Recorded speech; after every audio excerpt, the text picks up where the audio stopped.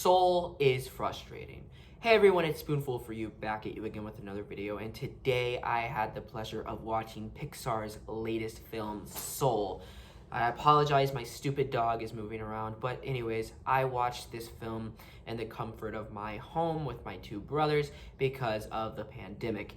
Unfortunately, we could not see it in the theaters, and I think it would have been a great experience. However, nevertheless, we watched it here. Now, why is Soul frustrating, you may ask? Well, there are some very, very good elements in this movie. There are some amazing scenes, some amazing music and cinematography. The animation in this movie is gorgeous. It is probably some of the best work I have ever seen in Pixar, especially the scenes that are not in the dream spirit world. I mean, these scenes look nearly photorealistic. I love watching them.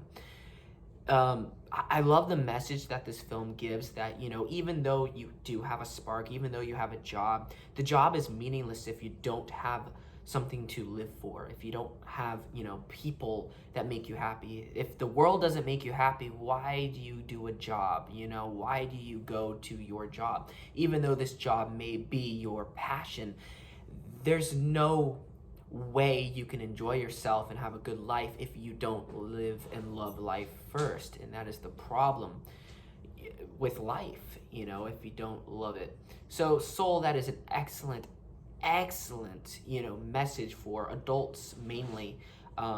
It doesn't really resonate with children. It kind of does in a way, but this film is more made for adults than it is for children.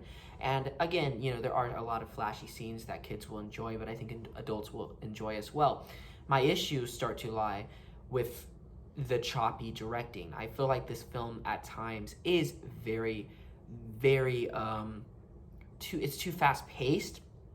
I think the directing needs to slow down, and the editing isn't as sharp as it could have been. I feel like there are some scenes where it's just all over the place. For example, I think that the characters, the main character, I think he goes into the spiritual world way too early on. And I'm not a big fan of the spiritual world, unfortunately. Whenever they go here, I mean, I'm interested, but it kind of goes down a little bit, unfortunately. It's just like every other thing we've seen before in Pixar. Coco had something like this. Inside Out had something like this. You know, eventually it becomes repetitive, and no matter how much you see on the screen, it feels like we've seen this again and again. We've seen it before and before. If this movie came out, let's say in 2014, I think I would have enjoyed these moments a lot better. But, you know, it's still, it's innocent. It's nothing terrible. But the spiritual world is just something I've seen before. I think they throw too much at the audience at once, and there's just too many themes that they're talking about. You know, the spiritual world doesn't need to be this complex. There are a lot of jokes thrown here as well, a lot of exposition and jokes at the same time. You are left feeling exhausted after these scenes, and I'm all for you know, learning more about the souls and where souls go, but there's just too much to learn here. One of my favorite parts is, you know, until the part leading up to the great beyond, there is a staircase, kind of like the stairway to heaven. This is beautiful. It is completely gorgeous, and I love the look of this. It's very dark, it's very disturbing, and this is something I do enjoy a lot. Unfortunately, I can't say the same for most of the grown-up souls that are kind of in charge of this whole spiritual world. And a lot of them have thick Australian and British accents that just don't sound very good, unfortunately. It's very hard to understand some of them. Some of them are better than others. There is a pirate character that travels on a boat. He is actually a lot of fun. I really enjoy him. In the real world, he's kind of this bum. But in the spiritual world, he has this huge ship. He's kind of the leader, you know, and it gives him a purpose. And I think, you know, he's living his life to his fullest in this spiritual world. But like I said before, there is so much going on, so many things that, you know, you're left going, oh my God, there's so much exposition. Let's talk now about another problem of mine, is this spiritual character, this female character that our lead meets. Unfortunately, I don't like this character one bit. It's very hard to resonate with this character because she isn't a living person. She's more of a soul that has never had a life before. So I think my issue is that she's being given so much time in this film. You know, I'm nothing against her being given time. I just wish maybe she could have been something, a real person. And I think her storyline takes away from the main character played by Jamie Foxx.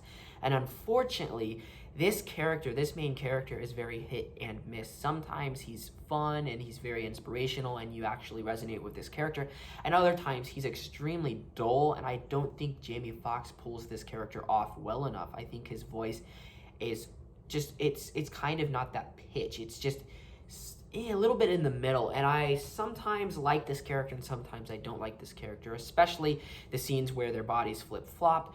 It's very odd because this character kind of gets shoved in the back and is just there listening, and this soul is really the main focus of these scenes. Yes, we see this guy's life, but the soul, you know, I wish it was maybe kind of a part of the main character, kind of like, you know, something subtle. But no, this is a living, breathing soul that actually wants to live on the planet Earth. And that is my problem, where it's focused on a little bit too much.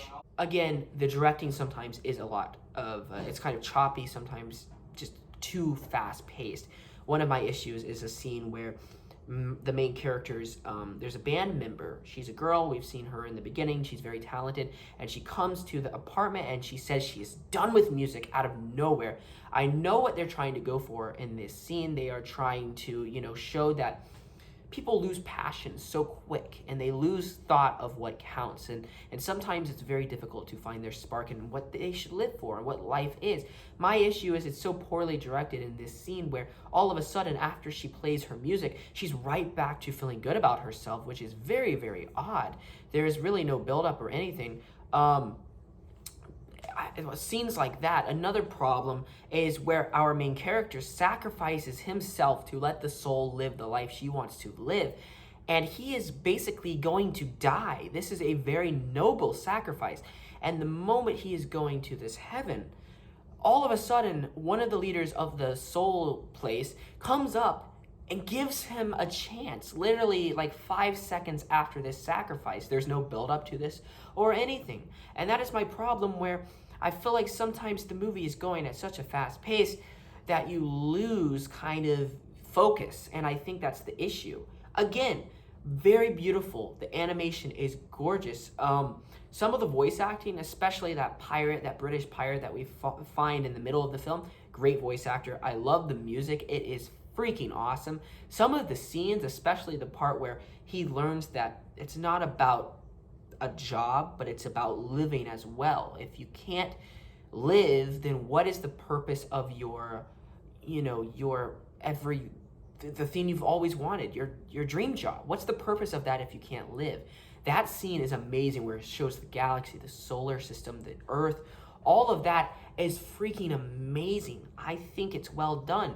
That is why I find Soul extremely frustrating, where they could have explored so much more. The jazz scenes are amazing. I love the black culture represented in this film. I think it is a lot of fun, and I think Pixar should do a lot more with this. Coco did a lot with the Mexican culture, and I think the black culture was represented expertly and was well crafted. And I just have to say to Pixar that well done, Pixar, for really resonating. This is how you resonate with a black audience. I think it is very, very good, and it's very realistic. It's not making, you know, black people look like they're above white people. You know, there's a black student in this film who I believe is in his 20s or 30s. He said the only reason why he went to school was because of this band teacher. It doesn't glorify him as some black person that, you know, makes straight A's and stuff and he's better than white people. No, he is a normal person just like us, and I think this is why they are represented perfectly, because this is how we act. This is not, you know, social justice warriors like Rey in Star Wars where they're perfect. No, these characters do have flaws, and I think they are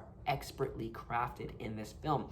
But the reason why Soul is so frustrating sometimes is they could have done so much more with the film. I think the main character should have been fleshed out a lot more, and I wish we could have seen a lot more of the live action scenes. Some of the animated scenes could have been cut out, you know, where he goes into the soul portal, stuff like that, especially where we meet the female soul who is kind of the sidekick of the movie. I think the movie focus way too much on her, and especially her going through time with Abraham Lincoln and all these historical figures just didn't work for me, unfortunately. I just felt like they were throwing so much comedy at us. They needed to slow down and just let the film kind of breathe, and they did thankfully slow down. There is a amazing scene where the woman who is kind of like the leader of the jazz group, she talks about the ocean and a fish, and I was like thinking about Nemo, but that was amazing. That is a great scene, and I love the mother in the film of the main character. It's very relatable. Sometimes she reminds me of my mother, where I want to be a film director, and my mom sometimes worries that this might not be for me. So that resonated a lot with me, but it's very frustrating where sometimes the movie loses its focus with an overabundance of this world building that we didn't really need to see in the film. Soul, I believe, is a frustrating film.